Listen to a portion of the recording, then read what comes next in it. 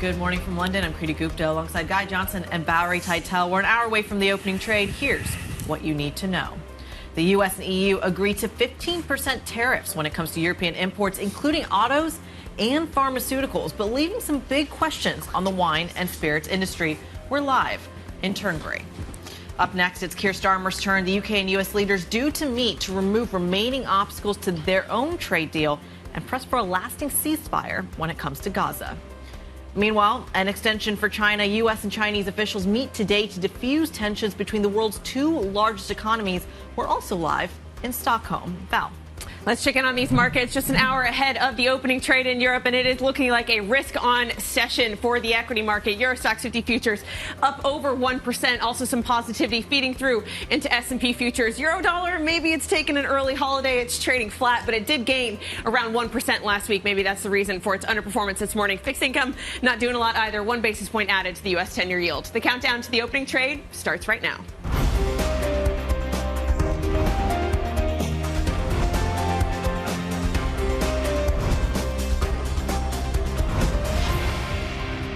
So I just want to congratulate you. I think it's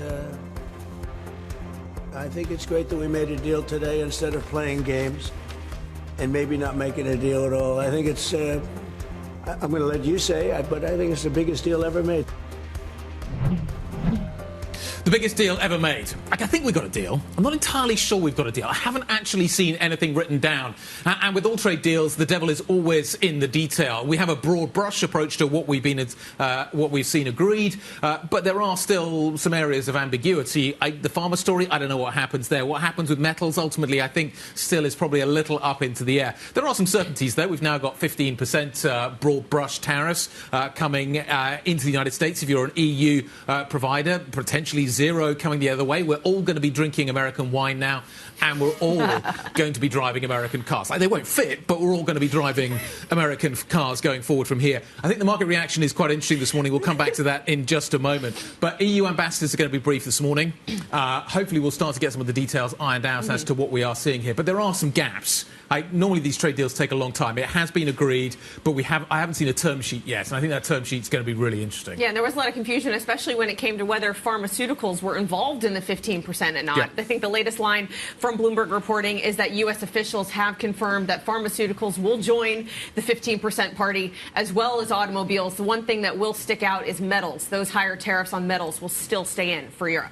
Higher tariffs. Quotas were floated. It's still unclear what that actually looks like. Remember, that was a Biden-era element. It started with tariffs. He switched to quotas. Donald Trump came into office. It went back to tariffs. Potentially, may go back to quotas. Let's talk about the other things here. Energy, military spend. Those were kind of knocking on doors that I think were swung wide open when it comes to the relationship between the EU and the United States. We already knew there was a big LNG export story to the EU. We already know that Europe was lagging in its defense ramp up anyway, so a lot of some of the spend would have leaked to Europe. I think it's fascinating, though, that the wine and spirits piece hasn't been chosen yet. And the pharmaceutical story, even though, yes, we do have 15% tariffs, we know Donald Trump has warned about going as high as 200%, not immediately, but in the long term. Yeah, there's an investigation that's currently underway. I don't know. I've seen some reports suggesting that actually, regardless of that investigation, the EU will only face 15%. But other reporting suggesting that we don't know yet. So where are we on that front? It is unclear. There's also other issues surrounding other sectors. Aerospace is going to get zero, which is what we had before. So in theory, this should be great news for Boeing and for Airbus and for Safran and for GE. That trade will continue. And that was a massive issue. If you start to impose, or we had imposed tariffs, that was going to be a really big issue for European manufacturers in particular. So there's some really good things that are coming out of this in terms of the certainty that we are getting. But there's still just enough ambiguity this morning. And I wonder whether that's why the euro is trading as it is this morning. Maybe it is, as you say, Val, just simply we're on holiday.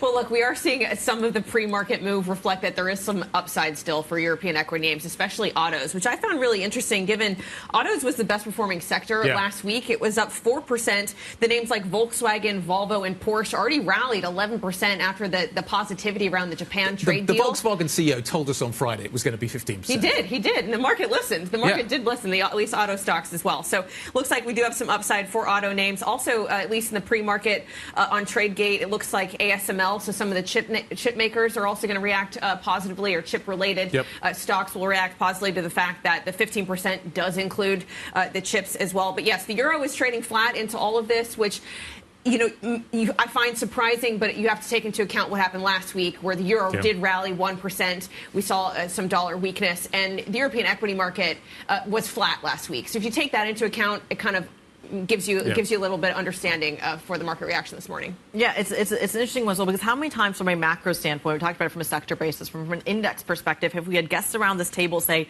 10% is priced in, maybe even the early teens are priced in, what is not priced in is a level of 20% or above. And every time those headlines have crossed, we've seen a big market reaction. So this 15% really does, I mean, it's surprising that we even have a rally on our hands. This is a good outcome when we start off with these negotiations going 0 for 0. 0 for 15. Yeah, like 0 for 15. I think there's again some issues within that as to how much actually will end up being bought. We'll wait and see exactly what happens. I joke about the cars, but actually that's a fairly sort of serious comment that is being made about whether or not you want to drive a US car over here. I don't know. I hear Canadian wine is good, or sorry, Californian. Sorry, Californian wine is good. You've got I'm thinking of becoming Canadian, but we won't stretch that to the wine. Yeah, and maybe we'll start drinking it. It's not as if Spanish wine's not bad, or French wine, or Italian wine. Or this is a longer we produce wine over here as well. It'd be interesting to see what LVMH does first thing this morning, what the luxury sector does off the back of this as well. But I think you take a step back. Who is going to pay these tariffs, I think, is a question that I think maybe the data this week will reveal. And we'll come on and talk about the data a little bit later on. Who pays this? Where does it show up in corporate balance sheets? Where does it show up broadly on either side of the Atlantic? I think is going to be fascinating. You've also got this issue of what else is going on at the moment. You've got a UK negotiation that is taking place today. I'm not sure who's the host up in Turnberry. Is it Keir Starmer or is it Donald Trump? Well, that's the power game he's trying to play, isn't it? That seems to be... I'm the Prime Minister of this country, but this is your golf course. We'll just pop that one for the time being. And then you've got this ongoing Chinese negotiation, which is inching forward, but I think the market's just happy it's inching forward. Yeah, and I think it'll be interesting to see whether this sets the stage for the Trump-Xi meeting, which has been rumored about, talked about, whether that's going to happen at the end of the year. But I'm going to watch out for what happens on the energy sector in these U.S.-China talks. I thought it was really interesting that China's imports of all three major energy products from the U.S. hit 0 in June. So maybe the energy is a card that the U.S. wants to see China resuming buying some of its energy exports, namely coal, crude, and LNG, something they were a big buyer of a few years ago, but it seemed to have shifted to other parts of the world, maybe Russia and Iran making up that kind of gap. There's a key line that came from the conversation between Ursula von der Leyen and Donald Trump, which is that now, after this trade deal is cemented, you have to focus on the issues of overcapacity. And that felt like a very pointed move towards China, and whether this would actually unify the West towards having a tougher stance on China. We'll see if there's early signs of that. In Stockholm today, where our very own Oliver Crook will be reporting. Absolutely. And this has, in some ways, always been the objective. Didn't feel like it at many points along the throughout the conversation that this is about consolidating a Western response to a Chinese story. And maybe you're right. Maybe this is ultimately what will be one of the kind of the takeaways from all of this. Let's talk about what we got coming up on the show. There was a heat wave, but the Heineken CEO didn't necessarily benefit from it. We didn't drink Heineken beer during the recent European heat wave. Dolf van der Brink is going to be joining us. The company is out with numbers this morning. Beer volumes have missed. I think we just need to figure out his reaction to this trade deal as well. Elizabeth Ingleson is going to be joining us, LSE Assistant Professor, talking trades. Stephanie Niven, 91 Portfolio Manager, talking to us about the market reaction. And are we in a bubble? Which asset are we in a bubble in? Are we going to get more bubbles? David Snedden, Snow Hill Consulting, CEO, is going to be joining us with the technical analysis a little bit later on this week. Absolutely. It's a big macro week ahead as well. Plenty to digest there. We were just talking about some of the trade talks that are happening in Stockholm today between the U.S. and China. Plenty of other things to watch later this week. Central bank decisions, of course, to the fore of that. Fed rate decision, of course, on Wednesday. The BOJ rate decision on Thursday. Plenty of data between now and then, of course, on Friday, which is that U.S. tariff deadline. Donald Trump said there are 3 or 4 other countries that are still in negotiations. Plus, of course, it's payrolls week. It's payrolls Friday. It's jobs day on Friday. I kind of completely skipped my mind, given all the other trade tariff conversation. Well, I think we were more focused on the August 1st deadline, but that seems to have kind of lessened in importance now that we have the big deal signed between the US and the EU. Is there going to be a squabble on the Fed, on the FOMC, about whether or not we cut rates? How fast do we cut rates? What is the language that comes out of that? What does the statement look like? How does the press conference get handled by Powell, considering his recent site visit with the president? And there's lots of things happening within that conversation. The Fed feels fascinating. Well, are we also getting early signs on the data, right? I mean, Chair Powell started waiting. Exactly. The PCE data on Thursday, for example, is that when we're going to start to see a more pronounced reaction from the tariff story? Yeah, is it going to be the macro data or is it going to be the earnings that's going to shift most of the markets this week? It is a big week for earnings on both sides of the Atlantic. We have over 50% of the FTSE 100 market cap reporting in the U.S. The S&P 500, around a third of the S&P 500 is due to report. On Tuesday, it kicks off in Europe here with Barclays. Then we move on to the big tech names, Microsoft and Meta,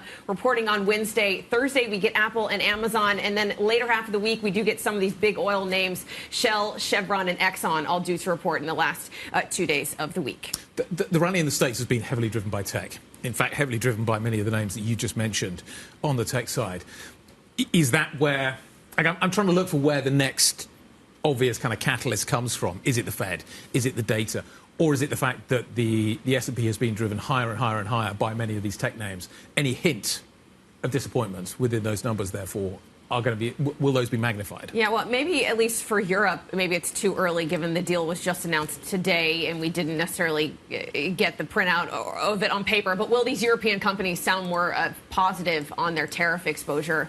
Maybe that's too soon for that to tell, but that would be definitely a positive headline or positive narrative that could come out of these European earnings this week. The fact that maybe because they have more clarity on trade, they're improving their numbers from last earnings season. Or nothing happens. We wait till September when the seasonality hits these markets. Does everybody go on holiday? I really hope so. It'd be nice to have us on holiday. You've been on holiday. Yeah, Guy. Becoming Canadian. OK, what else do you need to know this morning? Let's talk about some of the other stories we're focusing on this Monday morning. The leaders of Thailand and Cambodia will meet today in Malaysia for emergency peace talks. This after President Trump threatened to withhold trade deals unless both sides cease hostilities. A border conflict that broke out last week has become Southeast Asia's deadliest in a decade. More than 30 people have been killed. 150,000 people have been displaced as a result of the fighting. Boeing is preparing for a strike at its St. Louis defense hub after workers rejected an offer that would have boosted wages by 20% over 4 years. The union, which represents 3,200 Boeing defense staff in Missouri and Illinois, said members voted overwhelmingly against the new terms Sunday. Any labour strike could be costly for Boeing's defense division, which, remember, hasn't actually made a profit since 2022, though has just gained, obviously, a significant foothold with the new next-generation fighter jet. Samsung is to produce AI semiconductors for Tesla in a new $16.5 billion pact that marks a win for its underperforming foundry division. South Korea's largest company says the chip-making agreement will run through to the end of 2033. In a post on X, Tesla's CEO Elon Musk said the plan is for a new plant in Texas to produce Tesla's next-generation AI6 chip. The contract win comes as Samsung moves to regain ground in chip manufacturing, with its share of the global market slipping below 8% in the latest quarter, Kriti. Coming up on the program, we're live in Turnberry, where Donald Trump and Keir Starmer are set to meet just after conclusion of the U.S.-EU trade deal. We are also live in Stockholm, where the U.S. Treasury Secretary and China's Vice Premier will lead delegations for trade talks between the superpowers. And up next, we'll talk to the Heineken CEO. Beer sales falling, but tariffs very much in focus. If you have any questions of your own for us or for our guests, get involved in the conversation. IB plus BBTV Go is the function on your terminal. This is Bloomberg.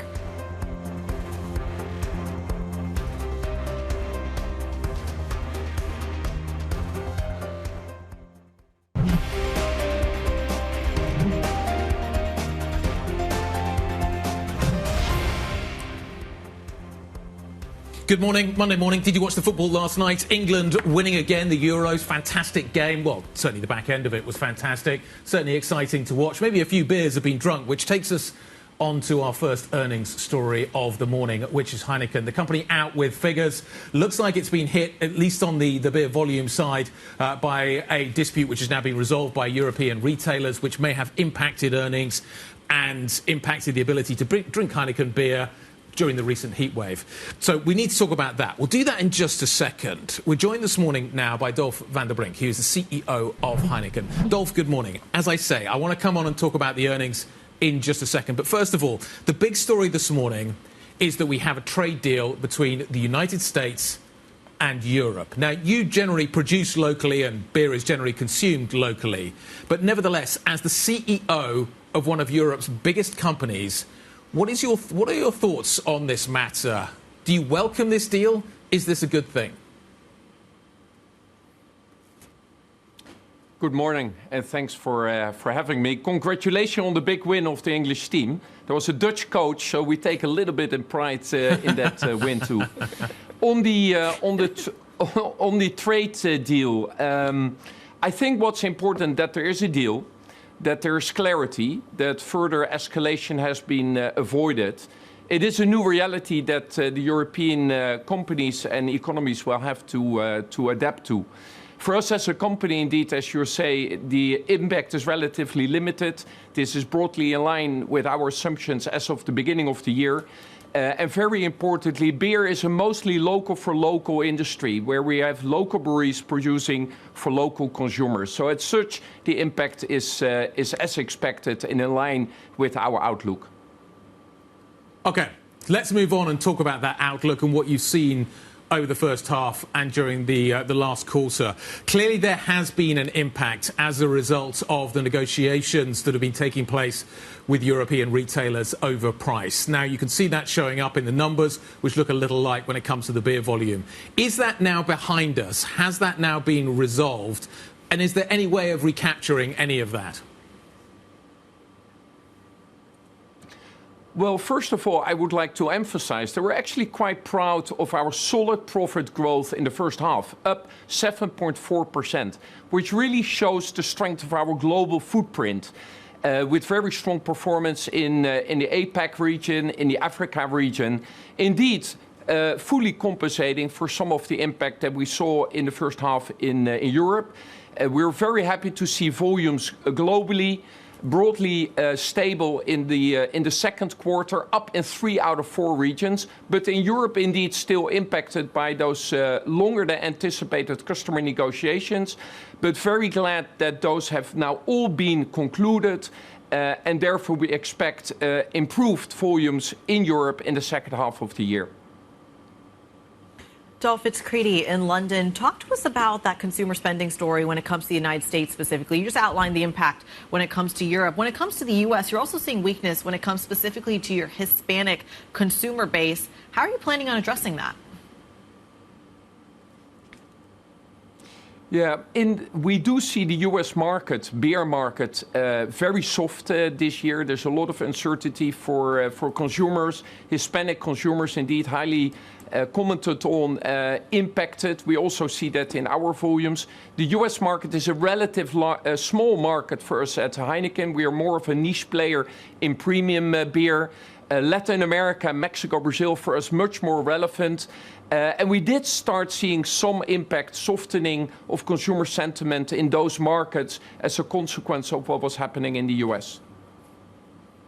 Do you feel that changing, though, Dolf? Do you feel like that maybe with a potential turnaround or potential stability in this trade story, potential stability in consumer sentiment, even a potential turnaround in the dollar, that might affect what you're seeing in those consumer numbers? I think there's a lot of uncertainty, a lot of unpredictability. Consumers will adapt, in time, and as such, we are deliberately a bit cautious in the short term, also in our outlook. But mid-long term, we remain optimistic, and we do believe in our global footprint. That's one of the strengths of Heineken. The Asian consumer actually very strong. We saw very strong growth in key markets first, like India and Vietnam. We saw solid performance in Africa. And even in the second quarter, we still had positive volume growth in key markets like Mexico and Brazil. Hi, Dolf. It's Valerie, also in London. I want to ask a question on U.S. manufacturing. Is there any pressure on your company to move manufacturing to the U.S. under this threat of tariffs? Again, the tariffs have landed now broadly in line with the scenario as we have assumed since the beginning of the year. This is something that we can absorb and will absorb and is explicitly implied to our profit outlook for the rest of the year. Beer is a very capital-intensive business. When you build a brewery, it's going to be there for decades. So any decision to move manufacturing would be a big decision with long-term ramifications. And for us, predictability, consistency in outlook is very important as such. And therefore, we will follow closely the developments as of now. But for now, in particular for our setup this year and our outlook, this is broadly in line with what we have assumed since the beginning of the year. And then other European companies have talked about the headwind of a stronger euro. What does that mean for their bottom line? How has FX played into your results today? Yeah, I think you see it show up in two ways: in the transactional effects that hits your organic profit, and more the translational effects affecting your reported numbers. Clearly, you see the impact as a euro-denominated company with a global footprint. The weakening of the dollar has had an impact on our reported numbers. The transactional impact is something that we've been able to manage, as you see in our organic results, which were very strong at up plus 7.4%. Dolf, just sum this all up for me. What is your sense of where the consumer is right now? Are you starting to see a consumer that is slowing down? Is there any indication of trade down in terms of what people are drinking? What is your sense of the overall health of the consumer globally? Because we're all watching this, we're all on tenterhooks. Stock markets are at record highs. Economies look like they're still in okay shape. We're watching the labour market very carefully. You have a minute-by-minute read on what people are doing. So what is your sense? Are you seeing any slowdown? Are you getting any hints that the consumer is weakening? Yeah, I think it's very important to not generalize, Guy. And so in our global footprint, we see big differences. As said before, key markets in Asia are very strong. India, Vietnam, as mentioned. We see African markets pretty resilient. We see a big return to growth in a key market like Ethiopia. We saw improved performance in a key market like South Africa. We still saw positive volume growth in key markets like Mexico, Brazil. US consumer very weak and soft for us, as commented earlier. And in Europe, it was a bit hard to see through because it was disrupted by those customer negotiations. We'll have a much more clean look in the second half of the year.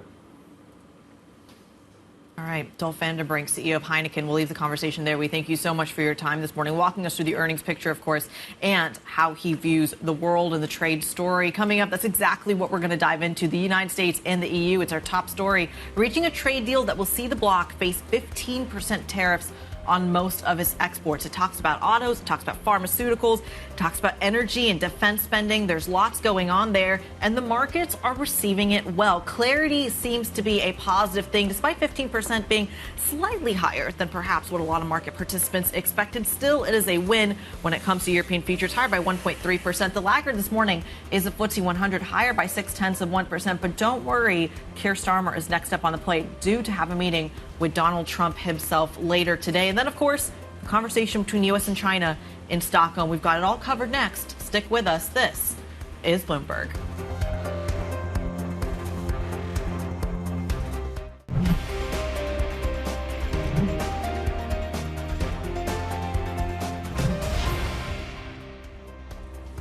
Monday morning, good morning. 30 minutes to go until the start of equity trading here in Europe this morning. Looks like European futures are pointing us to a very positive start, as you can see. Let's call it circa 1% on the continent. The Euro Stoxx 50 is up over that. CAC aren't looking good. FTSE something of a laggard, but we'll see how that one turns out. We are watching very carefully as well what is happening in the bond markets, and we're keeping an eye on the euro this morning as well, Val. Yeah, well, the fixed income open across Europe is very snoozy, I have to say. Not a lot going on the yield front. We do have a lot lot of central bank policy decisions this week. The Fed, the Bank of Canada, the Bank of Japan. Doesn't seem like Europe is having one of those. We already got our hawkish surprise last week from Lagarde. But yes, good to mention the euro has erased a lot of the positivity that it started the morning with. It is not falling through with the positivity, at least in the equity market. Futures at the moment, euro dollar down 0.2%. In the meantime, let's go back to our top story. The U.S. and European Union have struck a trade deal imposing a 15% tariff on most EU exports, including cars and pharmaceuticals. As part of the pact, the bloc will ramp up purchases of American energy and boost investment in the United States, all while sidestepping President Trump's threat of steeper levies. So I just want to congratulate you. I think it's great that we made a deal today instead of playing games and maybe not making a deal at all. I think I'm going to let you say, but I think it's the biggest deal ever made. We have a deal. We have a trade deal between the two largest economies in the world. And it's a big deal. It's a huge deal. It will bring stability. It will bring predictability. That's very important for our businesses on both sides of the Atlantic. It's 15% tariffs across the board, all inclusive. Our UK correspondent Lizzie Burden is live in Turnberry, Scotland, where President Donald Trump has been spending the weekend and where he made those comments from. Lizzie, walk us through how they got this deal over the finish line. Well, Kriti, Ursula von der Leyen came to Donald Trump's golf resort of Turnberry and she got her hole in one. A tariff war averted between the US and the EU. This 15% US tariff agreed on most EU goods. Now, that is higher than the other way round, but of course, von der Leyen acknowledged that there's a need to redress the imbalance in US-EU trade, much, by the way, to the annoyance of many European industry lobby groups. But look, this 15% tariff is all-inclusive, so that means Donald Trump can't be adding extra levies when it comes to chips and drugs and cars. And our calculations at Bloomberg Economics suggest that the effective average tariff rate would have been 18% from the US on the EU from Friday, the August the 1st tariff deadline, were it not for this deal. Now it's going to be 16%. So how did VDL get it over the line? Well, of course, there had to be a sweetener, just like there was in the Japan deal. And in this case, it came in the form of a $750 billion commitment to buy more American energy, a $600 billion commitment to invest more in the US on top of existing pledges, and a commitment to spend vast sums on American military equipment. That's what it took to get this over the line. It is why you're seeing European futures higher. But the question is, how much of this was already priced in? Lizzie, now what? We know that Keir Starmer is going up to visit the president in Scotland. It's unclear as to who is the host here, but we'll park that one for the moment. What does the rest of the agenda look like for the rest of the day? Well, let me tee you up, Guy, because, of course, Turnberry is one of two golf resorts owned by the president here. And indeed, golf isn't just ostensibly what he's here to do. He wants Turnberry to host the Open. And we report that quietly British officials have been scurrying to try and make that happen. Of course, Keir Starmer was the front of the queue when it came to getting a trade deal with Washington. And he wants to iron out the trade details, particularly when it comes to steel. But Donald Trump has said there's not a lot of wiggle room there, and Starmer has downplayed the chances of a breakthrough on steel. What could also come up, though, is Gaza. There's a lot of pressure internationally and domestically on Keir Starmer to revive the pressure on Donald Trump, to revive these peace talks on Gaza. Of course, US and Israeli officials walked away from the negotiating table on Thursday.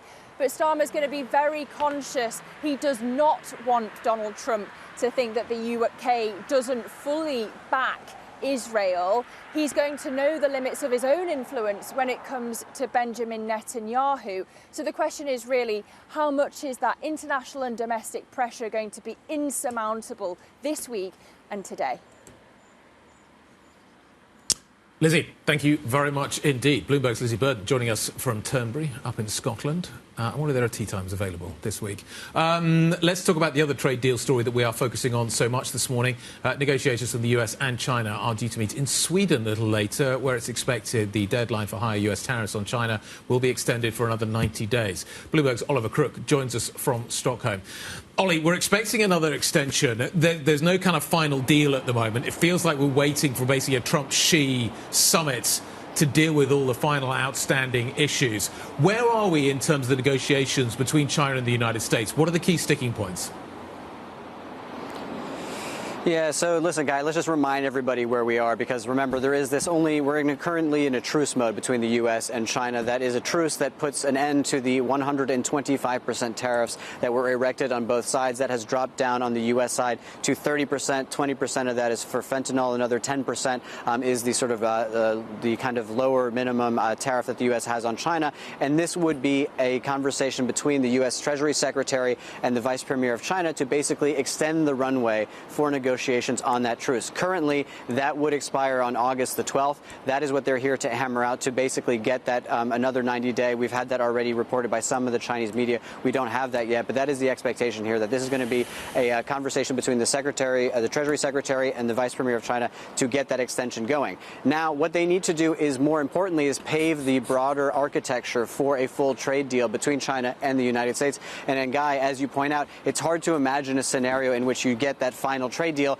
without basically Xi Jinping and Donald Trump in the room together. We know that Trump has a sort of sense for the spectacle, and that is probably what they would like to get on the books, is a visit and a meeting between these two people. But they still need to resolve a number of issues. We've seen the amount of influence that China can exert on the United States, particularly through rare earths. That is how they got the exception to get those H-20 trips from NVIDIA into China. There are also going to be some other outstanding things we know that Scott Bessent has on his agenda. For example, the buying of crude oil, natural gas from Russia, from Iran. This is one thing they're going to talk about. There is, of course, the sale of TikTok. This is another outstanding issue. Trump says that there are buyers in the United States. That still needs a sign-off from the Chinese. So as always with the Trump administration, the trade conversation is a way into a really mosaic of conversations about different policy goals, and that's what we'd like to see advanced here over the next 2 days between Scott Bessent and He Lifeng, the Vice Premier of China.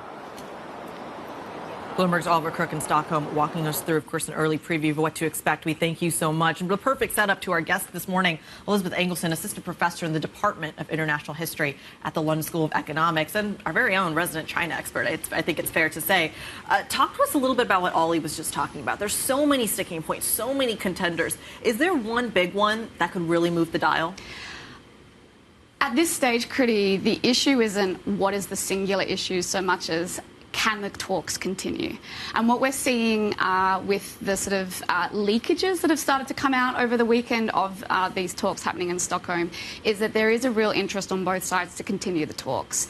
Unfortunately, there isn't a singular issue, and that's part of the whole dynamic between the United States and China, where I think we might need to sort of focus attention is on getting both Trump and Xi into the room, because this isn't only about having a moment of pomp and ceremony that, of course, Donald Trump desires, but it's also about the fact that so many of these sticking issues, the issue of TikTok, the issue of Chinese restrictions on rare earths and so forth, these are issues that only Xi is at the end of the day, going to be willing to make himself. And so getting Xi in that room is crucial. So as you were speaking, we got a headline from the Prime Minister of Japan. Don't worry, I'm not going to ask you about Japan. That's all right. Japan and U.S. trade deal is becoming a basis for other deals. And I thought this was really interesting because he kind of got that sense when this was initially announced yesterday, this idea that 15%, the investment in energy and the investment in defense, a lot of that looked a lot like the trade deal with Japan. China's a very different beast in terms of arguing with or negotiating with.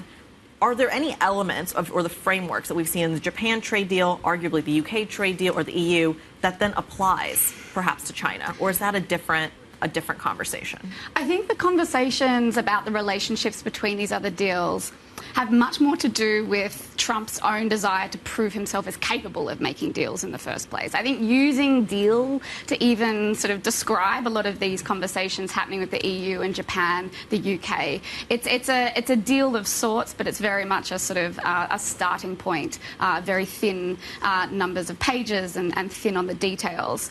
So I think, yes, there are comparisons that have been made. I think the Japan deal is really important in terms of the comparisons with the EU, but I think even more important is to think about the other sort of deals that have been made in the Asian region, so with Vietnam, with the Philippines, and thinking about the ways that Trump has, yes, got 15% with Japan, but got closer to 19 and 20% with other Asian regions. And so the norm here is sort of in the ballpark of between about maybe 15 to 20%. But that norm is still, let's face it, a very high set of tariffs, right? This is the new normal that we're living in, where a Japan 15% is seen as a desirable benchmark by which Europe and others would potentially want to be following. That, I think, indicates the very different world that we're living in. Elizabeth, you were just talking about desirable benchmarks, and I was listening to von der Leyen in the press conference yesterday. She seemed very supportive of the fact that trade does need to be rebalanced between the EU and the U.S. What is China's perspective? Do they share the same desire to rebalance trade? Because that is a big deal for the Chinese economy to handle. Do they see that as a need? That's a really great question. I mean, I think the thing when we think about China has to do with understanding Xi's really long-term sets of changes that he's been implementing for a number of years now, almost a decade. At the moment, what is sort of driving Xi's policy is this concept of dual circulation. And it's a dual circulation policy that is seeking to boost consumption at home. It's facing real limitations, but simultaneously start to sort of shift China's economic basis away from such a reliance on supply chain dynamics, on the international trade more broadly, moving away from an export-oriented reliance. And that policy that Xi has implemented has been going on for quite a significant amount of time. It's a sort of a long-term vision. It's part of a larger concept of Zheligangshang, so self-reliance. And what we're seeing, therefore, in China is actually quite distinct. It's an attempt to shore up China's economy from the vagaries of the international market. It was sort of accelerated under COVID and the realization of the reliance on supply chains there. So in that sense, it's actually quite distinct. Where I think we might be seeing a similar kind of dynamic is conversations happening in the US and elsewhere in Europe about changing the ways in which manufacturing and corporations even operate, a movement perhaps back to vertical integration. And that kind of shift away from sort of supply chain dynamics and an integrated global economy may actually be a much larger structural change. But it's really crucial to note that these changes are political, they're not market-driven. So what's happening in China and what's happening in the conversations about vertical integration, they're responses to politics. Yeah, you mentioned self-reliance there, and I think the one aspect that China does have a hard time being self-reliant on is energy. I mean, one can argue the reason why they're pumping so much investment into EVs is they want to get ahead of battery technology because that's their one big gap. Yeah. But how do you see energy playing a part of these discussions? Energy is so crucial to China's long-term vision as well as its discussions with the United States. And what we're seeing is a real, again, structural shift towards a green energy sort of production within China that has become in the last few years a core driver of China's GDP growth. So in that sense, there is a real structural attempt with real limitations on Xi's part to sort of shift China's economy closer to a more self-reliant green form of energy production. In the short term, though, we do see, as you're pointing out, real choke holds on China's place within the sort of global economy, its reliance on energy. And that is the real fundamental biting point at the moment. So where we're seeing with US-China deal conversations, for example, are real points at which both countries are able to sort of leverage, whether it be the rare earths on China's side or sort of the chips on the part of the United States. Is certainty worth more than details? And if so, did the Europeans get a good deal? Certainty is really important right now. So certainty is worth something in the current immediate climate we're in. So in that sense, there is substance to the point that to see this trade deal with the EU as being a step in a sort of direction at least towards certainty and therefore the right direction. But as we're seeing with the Japan deal, for example, just a few days later, there is already debate between the US and Japan about the sort of the substance of those conversations. Japan being a banker for the United States, but then pitting that sort of connection to the United States' ability to sort of emphasise risk and take on that risk. And so even with the deals that have been made, the details are now being sort of come out after the event and being debated. And I think we're going to see the same thing with the EU. How confident are you that the whole of the EU is going to be OK with this? Is there going to be... Are we going to see problems in regional capitals? Of course we are. How does that work? How does that work? I'm a trader. I'm watching this. How many bumps along the way should I be expecting?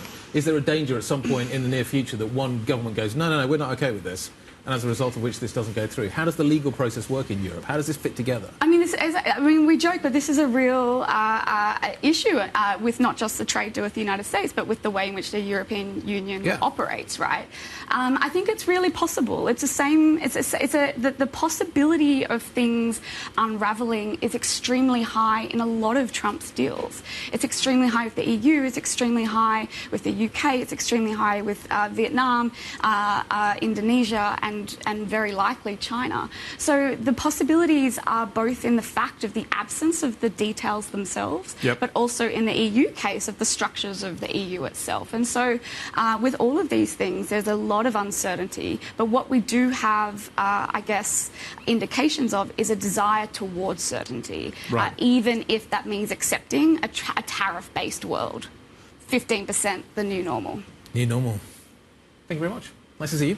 Elizabeth Ingleson, Assistant Professor of the Department of International History at the London School of Economics. Coming up, the saga continues. Sabadell's CEO says BVA's offer is too low. We'll talk about that. We'll talk about all the stocks that are going to be affected by this trade deal. That is all coming up next. This is Bloomberg.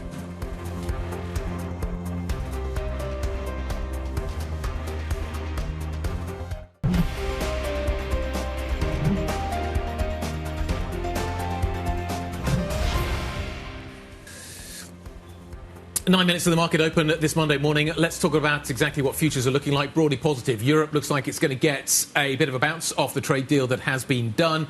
Asia may be looking at this going, why didn't we get that kind of a deal? How do we get that kind of a deal?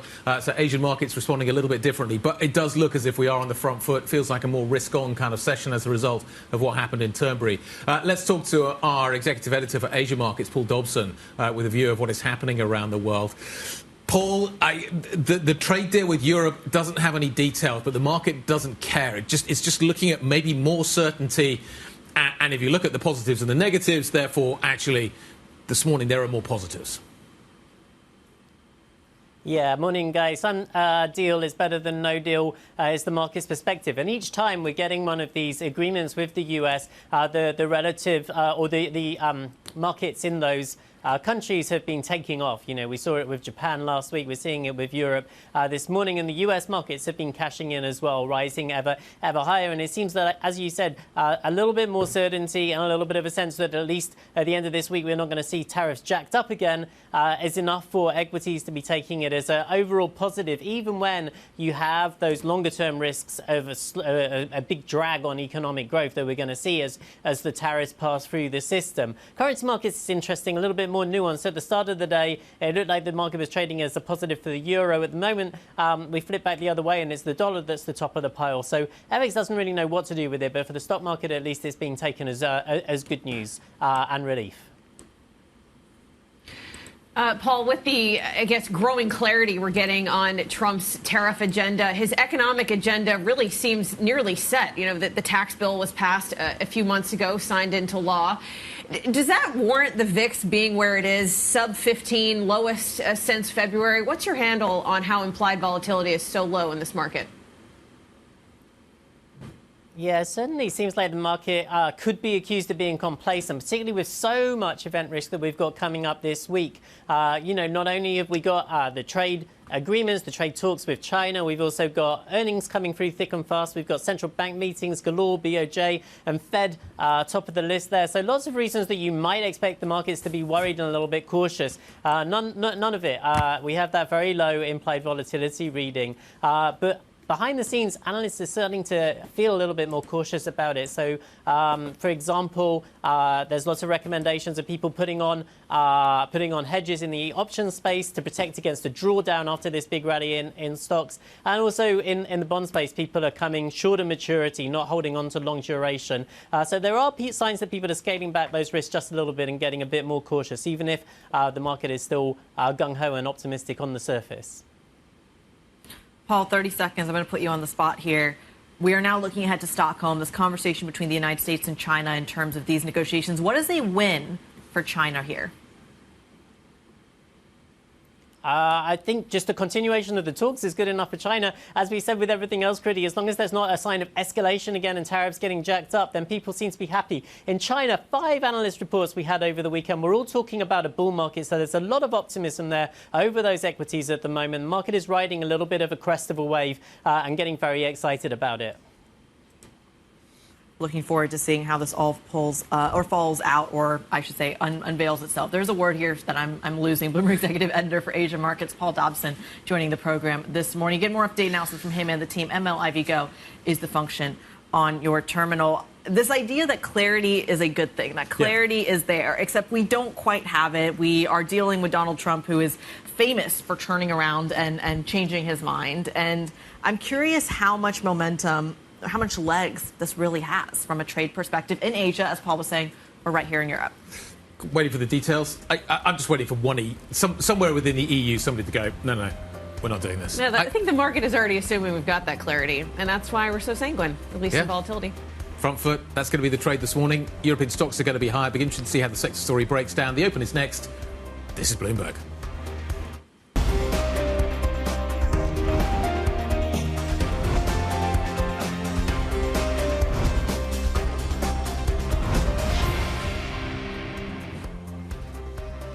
Monday morning, good morning. Friday feels like an age ago. So many things have happened since then. The Lions beat the Australians, the Lionesses beat the Spanish. It's all good. And we've also got a trade deal to fold into the mix as well and figure out exactly what that is going to mean. Therefore, I'm not entirely sure what exactly we can take away from Friday's session. There are a few things. I was in Germany. We were talking to Volkswagen. Volkswagen thought we were going to get a 15% deal. Turns out we did get a 15% deal. So the car sector, to a certain extent, has already reacted. But Val, we continue with that reaction this morning. Futures are definitely positive. Yeah, we're starting off Monday with a bang. Euro Stoxx 50 futures up over 1% to start the week, which is good news given last week we were basically flat on Euro Stoxx 50 futures. We have FTSE 100 futures also in the green, and those DAX futures also up over 1%. A positive day for risk assets, but how's it looking when it comes to single stocks? Kriti. There's lots to digest in terms of this trade reaction. Pharmaceuticals are going to be a big part of that equation because, of course, that 15% does officially apply to the pharmaceutical sector. We had U.S. officials clarify that. Is that a win, though, or are we still waiting for the 200% that Donald Trump has threatened may come down in about a year's time or so? We'll see. The autos piece is also crucial, of course, in terms of what that 15% actually means, despite the fact that actually may be a better number than the auto industry was expecting. Heineken, of course, also front and center. We know that those beer sales have dropped. They're dealing with some of the retailers' pricing questions here in Europe, a weaker consumer base in the United States. They're saying Asian buyers, though, are flying. Are these results well received at the open, especially in the context of the fact that they're actually not that affected by the trade and international tariff story, Guy? Okay, here we go. Time for all of that to be folded into the market numbers.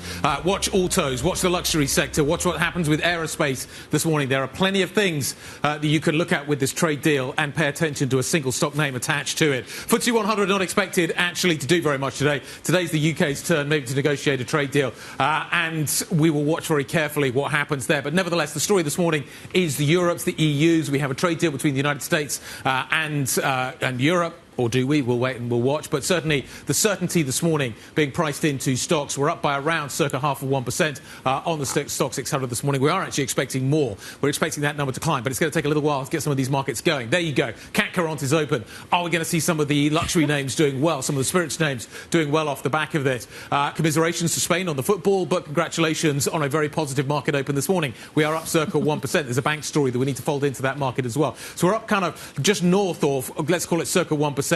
Broadly on the markets across Europe this morning.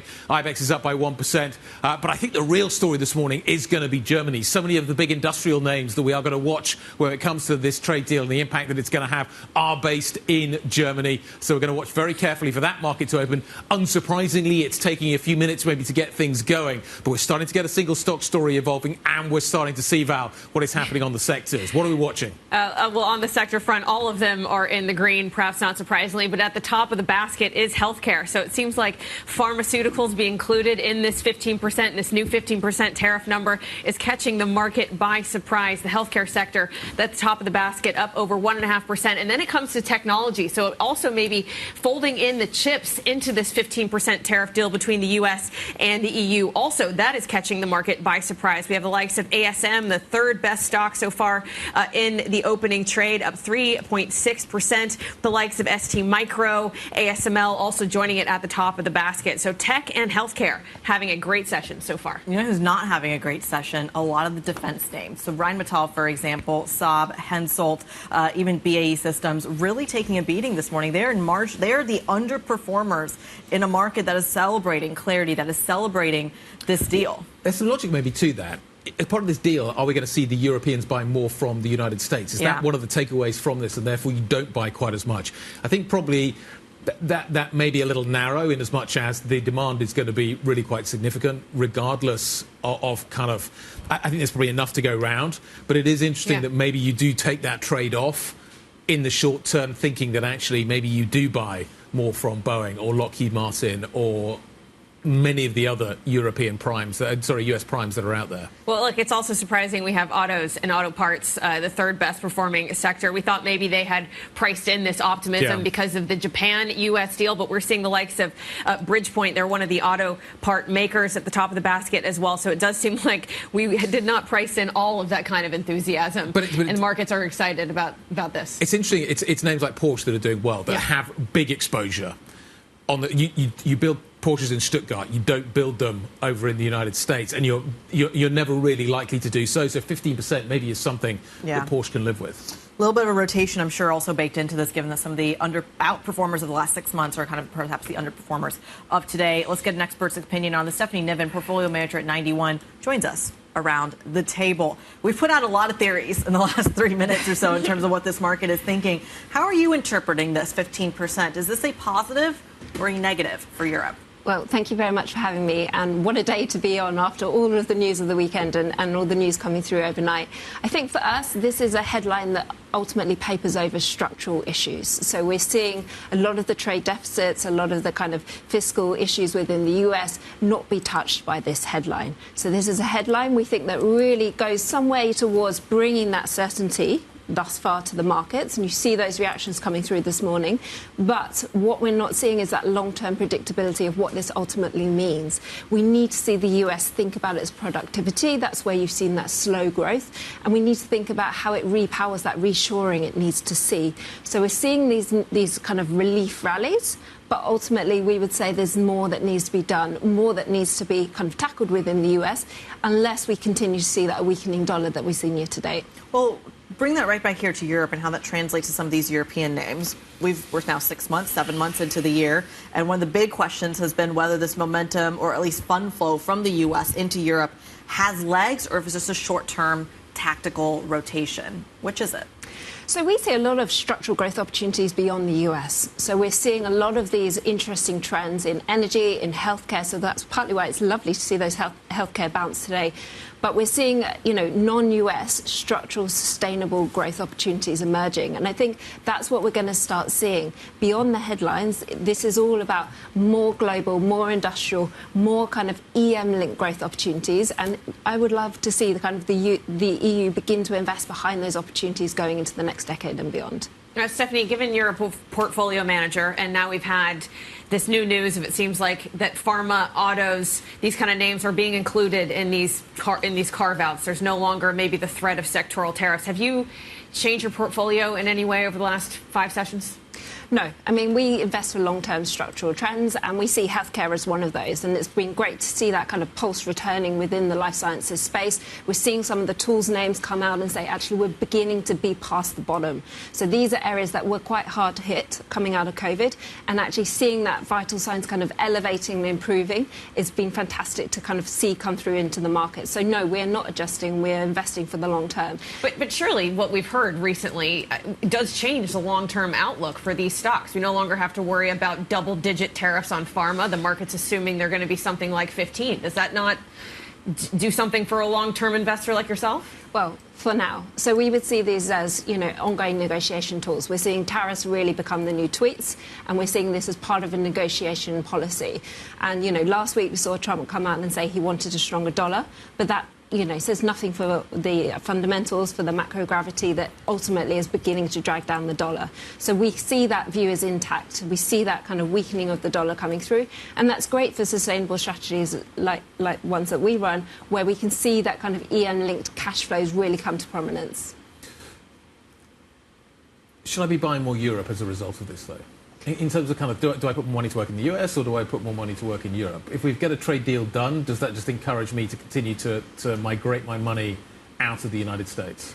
I think it encourages you to continue to look at business fundamentals. It continues to look for perhaps non-US cash flows. So begin to look for where those growth opportunities, where those capital return kind of challenges may be found in the US, and moving into those EU-based, EM-based opportunities that continue to have structural growth legs for the kind of coming decade. So you think there's better value still outside of the United States? We think there's a lot of value outside of the US. And what about value within the United States? Like the last few days, we've seen meme stocks taking off again. You've got the S&P trading at a record high or close to a record high.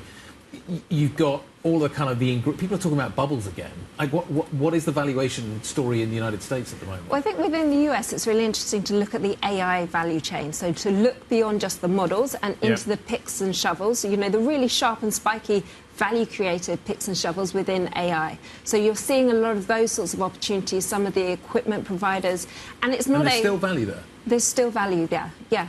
But it's not a one kind of tide lifts all boats. This is about looking into the fundamentals, looking into the exact pockets of where the intensity of industrialization is coming and where the repowering of, the 100-year US grid is coming to us and needs to happen for the AI future. So where are those pockets? I'm not asking you to name names, but pockets. Where are those pockets? So we're seeing some really interesting wafer fab equipment names where you are in that kind of back end, within hybrid bonding, within advanced packaging, all of those interesting things that really have underpinned, for example, the Tesla Samsung news that we saw overnight. So that's really interesting. Life sciences, looking into perhaps some of the industrial ecosystem as well, and finding those pockets that are underpinned by really compelling company models as well. Stephanie, at the start of the segment, you talked a little bit about the fiscal issues in the United States, and I used kind of papering over some cracks. When did the fiscal issues of Europe start to crack into this equity market? It's something that we started to see the bond market pay some attention to, but the equity market has largely kind of turned a blind eye to it. Yeah, well, we've seen a bit of improvement more recently in Germany. The UK is beginning to perhaps show a few signs of wakening up as well. So hopefully we begin to see some of these structural growth things come through. Those capital allocation policies begin to show that actually they've been very sensible uses of capital and leaning into those EM-linked cash flows, which is where we really want to see the really compelling European growth stories come through. Do you think that this market is pricing that in? I think this market is responding very well to what it foresees as a reduction in uncertainty. But we would say medium term, that level of volatility is still there. But we need to look for those really compelling kind of structural stories in energy, in tech, in healthcare. And that's where we will see capital flow towards. Stephanie, great to see you this morning. Thank you very much indeed for stopping by to see us on such a busy morning. Stephanie Niman, Portfolio Manager at 91. Let's take a look at the core six this morning, figure out what is happening there. Porsche is doing very well. You've got some of the tech stocks on the front foot. It's interesting to see what is happening with Nestle at the other end of the spectrum. A little softer this morning, so the safety trade is off. Market feels like it's more on the front foot. Ferrari actually not up as much as Porsche. Ferrari's only up 1%. Obviously, you don't build Ferraris in the United States. LVMH up by 1.8%. It's doing well. But as Val's been pointing out, the pharma sector, look at that. Very strong performance coming through with that trade. Let's talk about all the other details that we're focusing on this morning. Chloe Mellie's here with the details of that. Good morning, guys. So, yeah, a very positive morning for European equities on the back of this trade deal with the US, the 15% tariff rate. So that is leading to quite a lot of green moves this morning across the board. So let's go through some of the sectors that are moving higher. First of all, we've got the car-making sector, Stellantis leading that charge there with shares up 3.7% this morning. Volkswagen, BMW, Porsche also up. Moving on to the chip sector, semiconductors are also up this morning. We've got ASML up more than 4%. So they were struggling over the last few months because of their exposure to that tariff uncertainty. But this clarity on the trade deal is leading those shares higher. BE Semiconductors also up. ST Micro, ASM, a wall of green there as well. And then also in the pharmaceutical sector, there was a little bit of a lack of clarity over whether or not the pharmaceutical sector would be included in this trade deal. But it seems like it is, and is leading Sanofi, Novo Nordisk, Bayer higher this morning. Not as much as the auto sector and the chip sector, but still some green this morning there as well. And then finally, let's go to Heineken. So Heineken has been a little bit volatile this morning. It is currently down 1.3%. It reported beer volumes that are kind of disappointed, especially in Europe and Americas. There's been consumer spending that's been quite weak, and that's weighing there. It did a little bit better in Asia and Africa, but not well enough to really boost the shares this morning, and we are down 1.3% there. All right, Chloe Mellie from our equities team, we thank you so much walking us through some of those early movers off, of course, the big tariff story. Coming up, we're going to pick up where Chloe left off and dive into that Heineken story. As she said, a decline in beer volumes, retailer disputes across Europe, and, of course, not a tariff read-through necessarily, but a question of consumer confidence. We're going to dive into the results next and the commentary from our interview with the CEO earlier in the program. Stick with us. This is Bloomberg.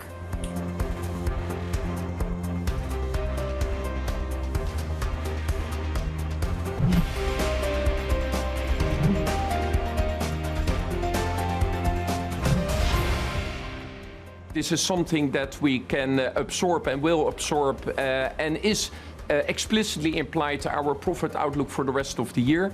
Beer is a very capital-intensive business. When you build a brewery, it's going to be there for decades. So any decision to move manufacturing would be a big decision with long-term ramifications. And for us, predictability, consistency, and outlook is very important. The CEO of Heineken this morning welcoming the trade deal between the Europeans and the United States, suggesting that actually maybe you don't instantly start moving production from one side of the Atlantic to the other. We'll wait and see how this one settles down. Doesn't really affect them in maybe the way that it affects other businesses. The stock after the numbers this morning, which were quite heavily affected by retail price negotiations, particularly in Europe, quite choppy. As you can see, we're down by 1.1% right now, pointing maybe to a stronger second half of the year, a more predictable second half of the year, but also to significant weakness over in the United States. Simon Meddings is covering the stock for us here at Bloomberg and joins us now on set. Good morning. Good morning. Quite mixed, quite difficult to read, I think, Heineken this morning, particularly with this retail story in Europe, that the negotiations have come to an end, but actually had quite a big effect on the first half. They really did, and it was a sort of more protracted negotiation than perhaps they had initially expected. There are some signs that things are looking up. France, I think, has stronger performance from the end of June once they'd sort of sorted out these negotiations. But for them, they sort of felt it was a real, the fact is they want to pass on the cost increase, the input increases, the wage increases that they faced, and retailers didn't want that. So it has been quite a drawn-out process, which has affected volumes. And we all know the weather has been really good. People should be out drinking beer. Football results are quite good as well. Well, exactly. So they didn't quite manage to benefit from that as much as some of their competitors. And we also saw that impacted non-alcoholic beer as well. But they do say that the second half, now that that's resolved, it should be a bit brighter. And what did Heineken give us in terms of color on tariffs and the trade deal today? Well, yeah, I mean, they sort of say they have factored in sort of this increase into their profit forecast for the year. 15%, of course, is better than the worst-case scenario that some of the drinks companies were expecting. I think with beer, unlike some of the spirits manufacturers, they are kind of quite local. for local. But obviously for Heineken, the US is not a huge market, so they don't have the kind of manufacturing footprint there that you might see from an AB InBev or some of the other companies. So there will be an impact. We did ask about, and I know that you had a clip there about sort of moving manufacturing. Obviously, it costs a lot of money, and they really need to know, is this for the long term? You know, is this an investment that they would make for sort of decades ahead, or is it going to be sort of something that doesn't last so long? So I think we'll watch that one. Well, speaking about the States, or at least the approach there, he was really kind of lukewarm about the consumer in the States. And I was expecting perhaps a little bit more optimism, especially in the context after the trade deal. He said actually Asia was where that consumer growth was really happening. Walk us through those dynamics. Well, yeah, I mean, in the US, there's kind of all the beer companies have really seen a hit from consumer spending, particularly among the Hispanic community. Some of the Mexican beers owned by sort of international companies have really been suffering because the consumer is not out, they're not spending. You know, China, for example, if we look sort of across to Asia, that had a lot of difficulties. Things perhaps are consuming. Vietnam is really strong for Heineken, so that seems to be where the eyes are focusing, while the US still really is declining. He said on a call with journalists earlier on, it was declining at a pace he'd not experienced before, so it's pretty stark. All right, Bloomberg's Saba Meddings walking us through those dynamics at Heineken, one of the lone underperformers this morning in a sea of green, down by about just shy of 2%. We thank you so much. It is, of course, also a big week for European corporates outside of Heineken. Results coming through across major sectors, including banks, pharmaceuticals, autos. Earnings expected to show how companies are confronting the uncertainty story and tariff-fueled cost increases. Tim Craighead, our global chief content officer and research director at Bloomberg Intelligence, is all over this. Let's start off with that big trade concept. Is this a win for European corporates, 15%? I think bottom line is yes. 15%, even though it's not great, is a whole heck of a lot better than 30%. And that's essentially where the market is going to be focused this morning. It's always going to be looking ahead. The issue that we're finding so far through corporate earnings, and I would reference a piece from a European strategist out this morning, quite topical, quite good, is that you've got companies reporting either trade disruptions, a broad bucket of supply chain issues, etc., or the issue of customer caution being about 50% of the companies that are reporting. And, you know, that's a big impact. There are also references to cost containment, pricing pass-through, mitigation efforts. But, you know, clearly the trade issue is going to be a lingering problem, and we're not really going to see the impact on this until third quarter, fourth quarter earnings and on into next year. Tim, how is EPS growth tracking, and does it differ in between maybe tariff-exposed sectors and those maybe more resilient? Yeah, it's good news, bad news on this front. And again, referencing the same note this morning from our strategist, I think it's interesting looking so far, earnings are pacing about 100 basis points better than expected in terms of a growth rate. So, yay. 48% or so of companies reporting thus far have beat expectation versus 30 missing. The bad news is that, you know, earnings growth expectations have fallen about 10 percentage points over the course of the past 12 months. So we're actually tracking about a 4% decline year on year. And, you know, it's a tough earnings period.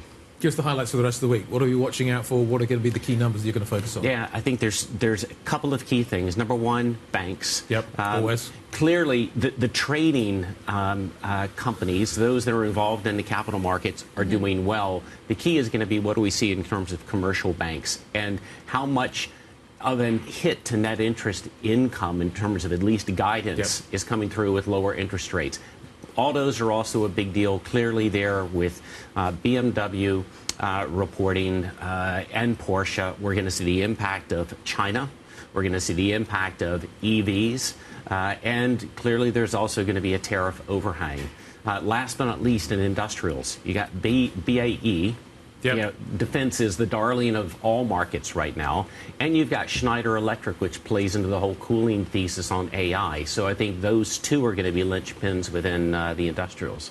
Great to catch up, Tim. Thank you very much indeed for bringing us all the analysis this morning. Tim Craighead, leading Bloomberg Intelligence here in Europe. Let's talk about the pharma sector. Just focus quickly on what is happening here. Maybe one of the surprises that seems to have come out of this trade deal is that actually it does look as if pharma has been included.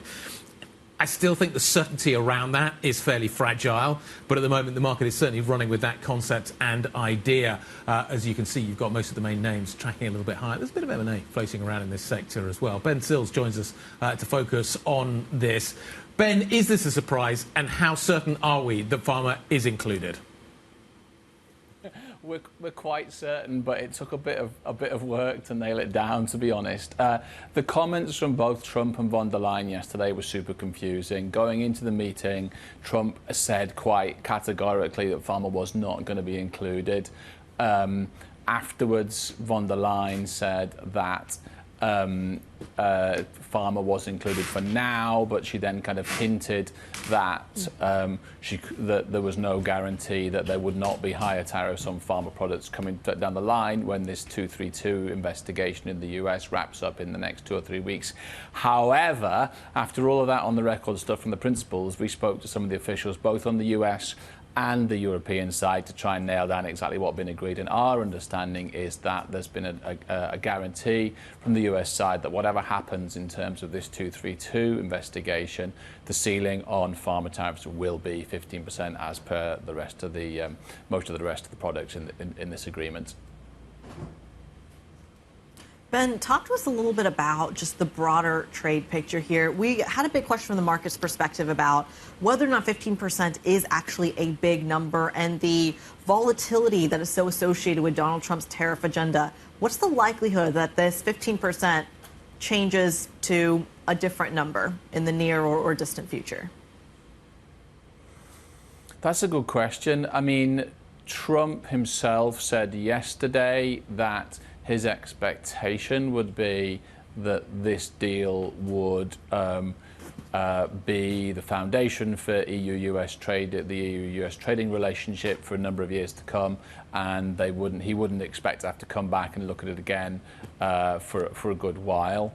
Having said that, the EU's experience of dealing with Trump and observing him dealing with other countries around the world is that no deal is a final deal, because he's always likely to come back and decide he wants to, rework the terms of it. Indeed, you've seen in terms of these trade negotiations 3 weeks ago, the EU thought they were going to get a deal at 10%. Then Trump said no. He was then threatening 30, at which point 15 feels like quite a good outcome.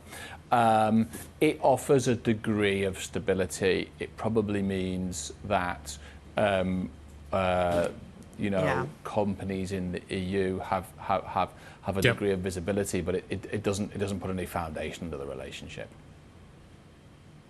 All right, Bloomberg's managing editor for European economy and government, Ben Sills, walking us through the dynamics in the trade story and specifically pharmaceuticals as well. It comes down to that 15% number. Coming up, we're going to dive into more of what that means on the export picture. Val, I know you and I were talking as well earlier about whether this includes semiconductors, perhaps? Yeah, it seems like maybe the language was vague on pharmaceuticals, but the market is taking the language around chips as being maybe a bit less vague. They're the best performing stocks. Some of the chip stocks, BE Semiconductor, ASML, ST Micro at the top of the basket this morning.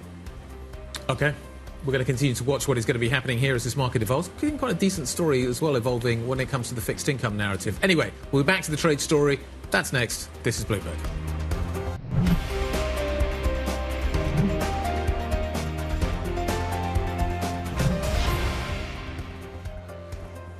Good morning. I've checked. There are no tea times available up in Turnberry today, so we've got to focus on other things. But that is certainly the epicenter of the action right now as we watch the Trump golf course hosting, obviously, first Ursula von der Leyen and a little later on today, Keir Starmer. Trade deals absolutely front and centre.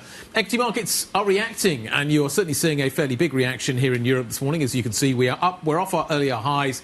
You are seeing from a sector point of view, Kriti, technology, healthcare, real estate, financial financial services doing well. Even the banks are having a relatively good day today. Basic resources, media, and food and beverage are our underperformers. They're underperformers. Defense is in the red, which I think is crucial, right next to Heineken as well, which is a very specific earnings story as well. I think the food and drink makers are crucial. The Diageos, the Pernod Ricards, the LVMHs, because they are the underperformers, but they are still in the green this morning, despite the fact that there's still a question mark around whether the 15% applies, whether there's more coming, or what that part of the agreement looks like. Well, we're talking about stocks in the red. We should probably talk about the euro also being at session lows at the moment. So not feeling the kind of positivity in FX like the equity market is this morning. So we got the euro down 0.3% at session lows as we speak, even though the European equity market is higher.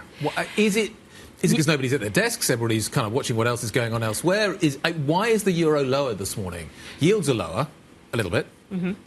But why would the currency be down? I mean, you can point to the fact that the euro did outperform last week going into this, so maybe the excitement around this deal had already been priced into fixed income assets, like the euro, for example. But I mean, I'm shocked to see the equity market perform so well and the euro not catch that kind of enthusiasm, because traditionally FX does trade off of growth differentials in some way, and this is a good outcome, at least for European growth. But are the macro teams looking at this differently to the kind of bottom-up stocks teams? I think is a question. That's potentially what it's showing us right now. Maybe there's more risk actually here that actually this is going to have a negative impact. Or you can think that those holding euro longs, this is the last catalyst for euro going higher, and they're going to take profit. Yep, that could certainly be it. I don't know. It's curious. There's a few anomalies in the market that have got me scratching my head. I mean, there's certainly a lot of them. How much of this is, to your point, though, traders not at their desks? A little bit of seasonality, a little bit of rotation, that you are just seeing light volume, light liquidity across the board. This is the most liquid currency pair. So regardless if a trader is on holiday, though, this is telling us something. Fair enough. It's telling us something. A euro dollar at just shy. Well, just broke through 117 there, so we're now at a 116 handle there as well. Something we're going to be keeping a very close eye on. Let's get right back to, of course, as we were talking about our top coverage. A deal, 15% is what's on the table here. You do have to still wait for a lot of this to kind of filter through the individual countries, 27 to be specific. But that's where we're at, 15% when it comes to the U.S. and European Union. That does include cars, pharmaceuticals. Defense is at 0 at the moment, but that does not include, I should say, things like wine, spirits, drinks, etc. Part of that deal includes purchases of American energy and boosting investment in the United States on top of existing purchases. It does, however, sidestep the idea of higher levies. So I just want to congratulate you. I think it's great that we made a deal today instead of playing games and maybe not making a deal at all. I think it's, I'm going to let you say, but I think it's the biggest deal ever made. We have a deal. We have a trade deal between the two largest economies in the world. And it's a big deal. It's a huge deal. It will bring stability. It will bring predictability. That's very important for our businesses on both sides of the Atlantic. It's 15% tariffs across the board, all inclusive. Our UK correspondent Lizzie Burden is on the ground in Turnberry, and where, of course, President Donald Trump has been spending the weekend. Lizzie, just walk us through a little bit of what the last 24 hours looked like.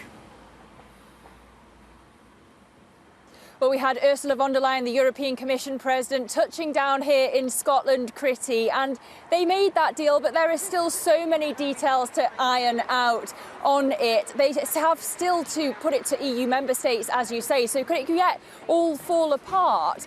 But at the bottom line, we have this 15% US tariff on EU goods, most EU goods, and it's all inclusive. So Trump can't be adding extra levies on chips or cars or drugs, for example. And what got it over the line seems to have been this package of sweeteners. One, a $750 billion commitment from Brussels to invest in American energy, to buy American energy products, to invest $600 billion in the US on top of existing expenditures, and to buy vast amounts of US military equipment. But there was a disparity between the readouts from this meeting between Trump and VDL. Trump, it seems, expected the EU to put 0% tariffs on US goods. And von der Leyen says, no, that'll only happen for certain sectors. For example, certain agricultural products, certain chemicals, raw materials. And if you're going to have that from Brussels to Washington, we want to see it reciprocated. We're going to have zero American tariffs on certain EU goods, and we can work together on elongating that list. But what you're seeing, at least in terms of European equities, some corners in particular, as you say, for cars, is this relief that they've got a 15% tariff and a trade war averted. Lizzie, you just mentioned there that Trump and von der Leyen seem to have conflicting details on the deal. Do we expect maybe a paper readout, something written down, something that shows us that those different views were maybe ironed out, or is this all going to be left vague for quite some time? We're going to be waiting over the next hour to get that paper readout in terms of Brussels, because, of course, the ambassadors are going to have to take it to the individual member states. There could be a lot of pushback, Valerie, at this point. But at this moment, you know, a lot of them just want a bit of certainty. And 15% may be higher than what they had originally hoped for. But it's also a relief compared to the 30% that it could have been. So we're going to see those details getting out now to the various member states throughout the European continent. Lizzie, what's the rest of the day hold for you? What are you going to be watching? What is the president's agenda looking like? Well, Guy, if Donald Trump wants a game of golf, I've got my golfing jumper on, I'm ready for him. And ostensibly this is a trip that's about golf. He wants Turnberry to host the Open again. It hasn't since 2009. And we hear that British officials have been trying to make that happen for him. A lot of it comes down to the local infrastructure. But of course, he's also got his meeting with Keir Starmer coming up later today. They've got to iron out the details of their own trade deal reached back in May, particularly when it comes to steel. But we've been hearing this morning from the UK Business and Trade Secretary Jonathan Reynolds really trying to bring down expectations of a breakthrough there, as the President has himself. The other topic that, of course, could be on the agenda is Gaza. There's been tremendous domestic and international pressure on Keir Starmer to press Trump to revive these Gaza peace talks. Of course, we know that US and Israeli negotiators stepped away from the negotiating table on Thursday, but Starmer will be well aware of the limits of his own influence on Israeli Prime Minister Benjamin Netanyahu, and he will not want Trump to doubt that the UK has Israel's back. So let's just see whether the pressure becomes insurmountable today. Yeah. Be interesting to see whether or not he brings up windmills as well. The President clearly discussing his dislike for windmills, particularly at the end of the 18th. So that certainly maybe is something that Keir Starmer won't build up or bring up. I don't know, a policeman in a high-vis jacket, what kind of a hazard does that constitute? Do you get a drop off one of those? I don't know. Lizzie Burden at Turnberry, thank you very much indeed. Let's carry on the conversation and talk a little bit about what is happening with the US and China negotiations. We've got teams meeting in Sweden today. There is obviously a big focus at the moment on a deadline that is coming up. Are we going to get another extension? Are we basically in a holding action waiting for a Trump-Xi meeting? And is that really what we're looking at here? Well, let's find out. Oliver Crook joins us now from Stockholm. Ollie, is this kind of a holding action, another meeting that allows the conversation to continue, the deadlines to be extended as we await for that final meeting between these two leaders? Yeah, absolutely, Guy. I mean, we're in a situation now with China and the United States where you had this sort of truce that was announced between the two of them. Remember, they both shot tariffs up to 125%. That was seen as basically prohibiting any kind of trade between the two countries. That came down in that truce down to 30% on the U.S. side. They have 30% on Chinese goods. 20% of that is to do with fentanyl tariffs. The other 10% is the reciprocal tariff. And yet we don't have a really clear idea of what an architecture or framework would be for a permanent trading relationship between China and the United States. And of course, this is one of the most important campaign pledges that Donald Trump has made in his presidential campaign, saying that he's going to fix the trading relationship with China. So this is going to be one of the tougher nuts to crack for the Trump administration. But what we get today is Scott Bessent, who will be arriving here in the next couple of hours. We're expecting it to happen at some time in this afternoon to meet with the Chinese vice premier to start to hammer out some of these issues. The main thing they need to do is get another extension on the books, right? Because the current extension that would shoot the tariffs back up to 125% 25%. That expires on August the 12th. What we're expecting here is to get another 90-day reprieve on that, and then to start to flesh out some of the other issues. One of the issues we've been talking at great length about over the last couple of weeks are rare earth metals and those magnets that China has now okayed to send to the United States, and again, in return for those H-20 trips from the United States. But these are not exactly actions of goodwill, right? These are the two sides where you have a stranglehold on the U.S. side on the AI chips and the Chinese on these sort of rare earth magnets. That is where they're making concessions. These are not goodwill concessions. These are concessions because they have to make them. And this is the question about whether or not they're going to be able to pave the discussion longer term. We understand that Xi Jinping has invited Donald Trump and the First Lady to China at some point. And I imagine it's hard to imagine a situation in which you actually do get that final trading deal with the United States and China, and it's not Donald Trump to be there with Xi Jinping to sign it into force. But this is really the important groundwork that gets laid at this sort of a premier and U.S. Treasury Secretary level that will begin in the next couple of hours.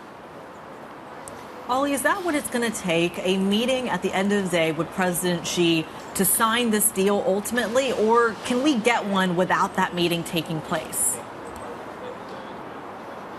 I suspect, I mean, again, we're getting into the minds of two people that are notoriously hard to read, but whether it's Xi Jinping or Donald Trump. But I suspect from Trump's perspective, he's definitely going to be the one who wants to be there, who wants to sign it into action. I think there's another sort of interesting angle here, which is the question of also crude oil, both from Iran and Russia being sold into China. This is one of the issues that Scott Besson wants to bring up. We should also say that some of the crude products and the fossil fuels that have been traditionally sent into China went to zero in June. So there's a lot of sort of behind-the-scenes action going on to put pressure on either side. And I think another sort of interesting angle and another thing to bear in mind is we're starting to see the Europeans kind of reemerge as kind of the diplomats between these two blocs, right? That plays both the Chinese and the United States. We had the first meeting over in Switzerland. You had another one in London. Now you're having them in Stockholm. So we're seeing sort of the Europeans sort of re-inhabit this sort of persona of diplomat being actually useful to the Trump administration as a venue to have these conversations. Bloomberg's Oliver Crook reporting for us live out of Stockholm, where, of course, those conversations, those talks between the U.S. and Chinese officials are going to happen later today. We thank you so much. Coming up on the program, let's talk about how these markets are going to interpret it. Right now, they are rallying. This is good news, apparently. Does it continue, though? What do the technicals suggest? We'll get the macro view with David Sneddon, CEO and Chief Strategist at Snow Hill Consulting next. Stick with us. This is Bloomberg.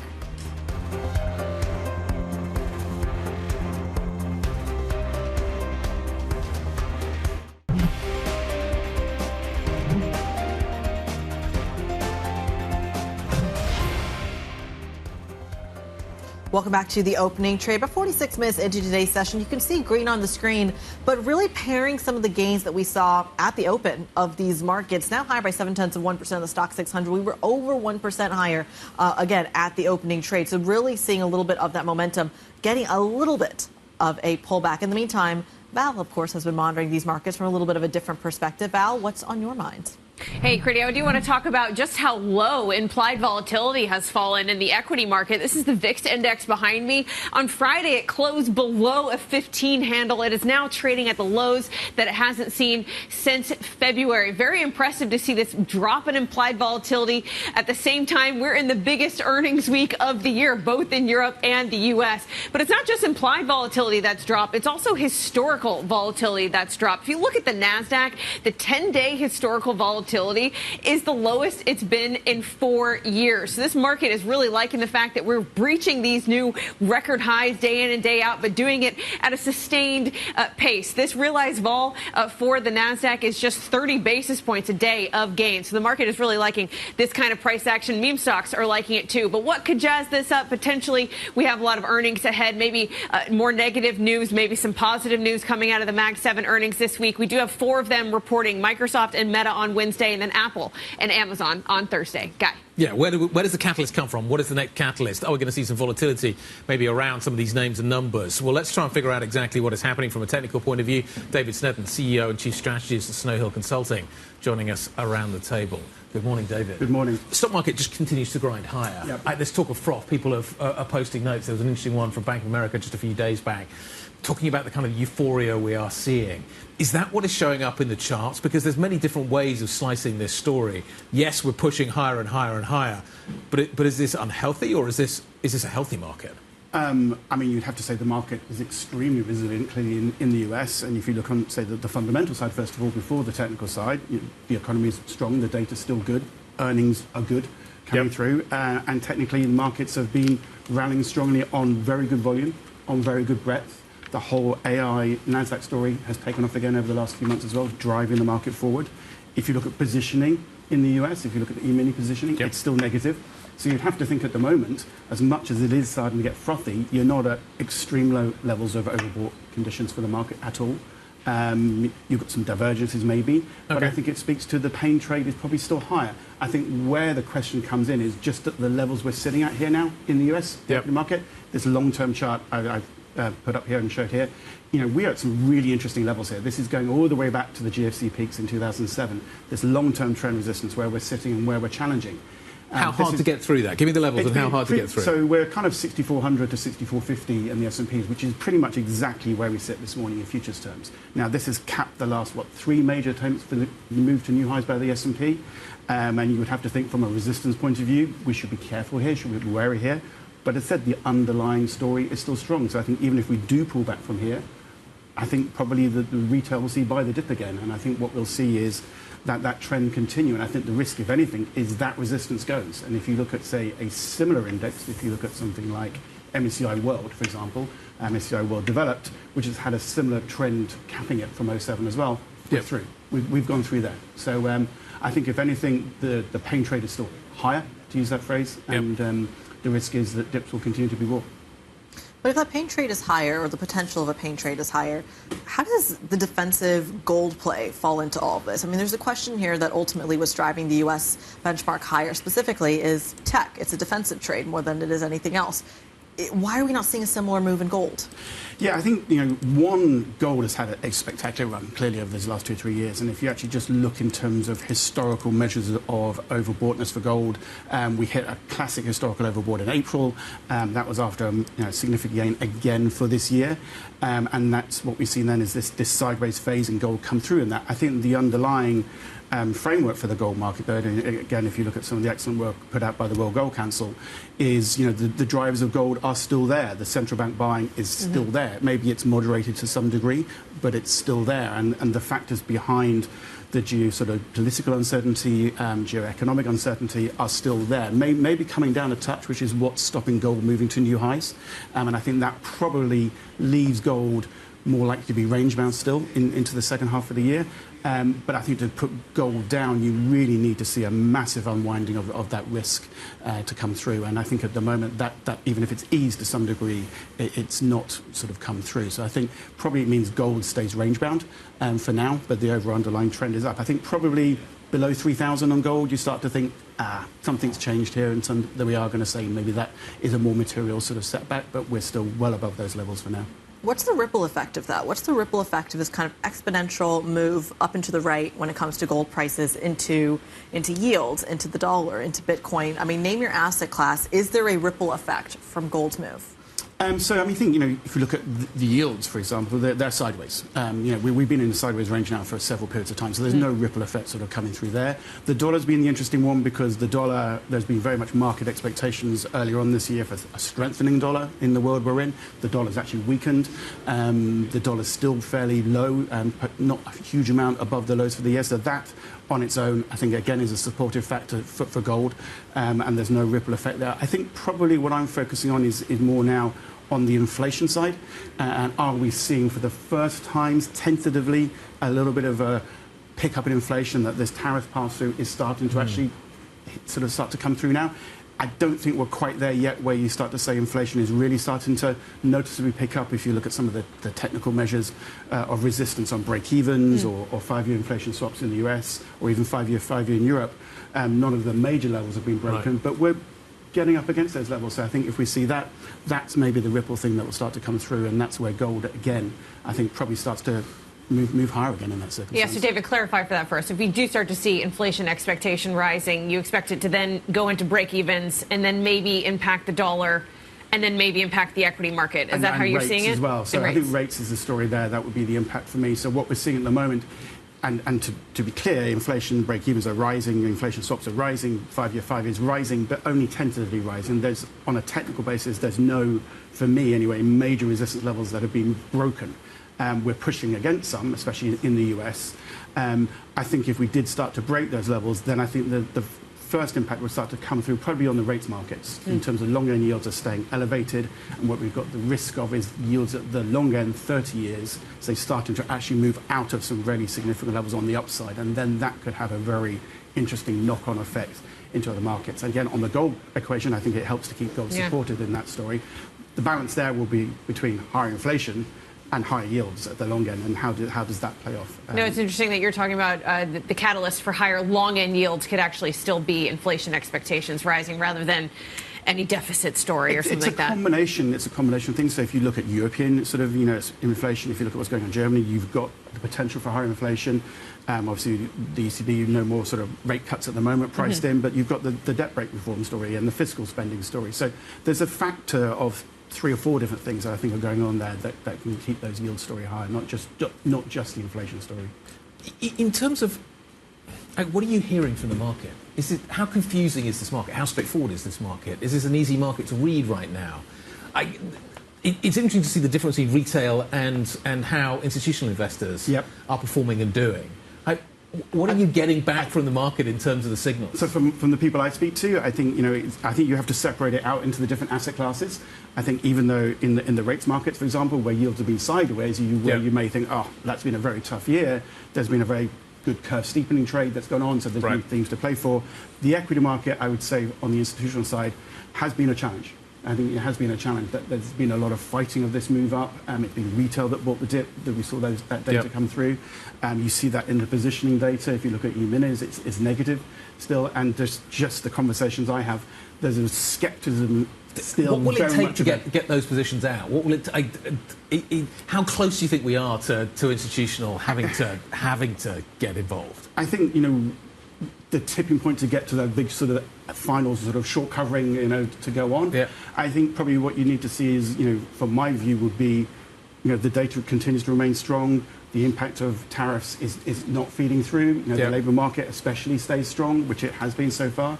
So I think you need probably a step jump in one of those pieces of data, I think, to come through and say, right, that's it. Maybe there's a Fed independent story theme that's still going on there. We've got a big week that's coming up. We've got the Fed, we've got jobs on Friday, we've got huge amount of stuff catalysts coming up. There are several to pick from, but at the moment, I think I was hearing on one of your reporters on Bloomberg Radio, is the market just has very thick skin still at the moment, and it just continues to go through. We'll see if that thick skin survives this summer. David Sneddon, CEO and Chief Strategist, No Hill Consulting, walking us through how these markets are positioning before and after this trade deal. Like David said, there's lots going on this week, but I think Val wants to focus on the euro. Why should we care about this move? Look, the euro is telling us that this is a bad deal for the EU. That's the conclusion that the FX market has made. I know maybe the equity market just likes the clarity and is rallying on that, but FX land with the euro down 0.5% this morning.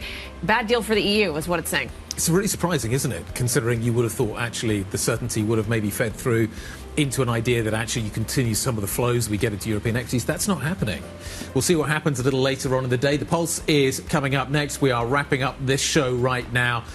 But rest assured, Kriti's not going anywhere. She's going to be taking us through the next hour. This is Bloomberg.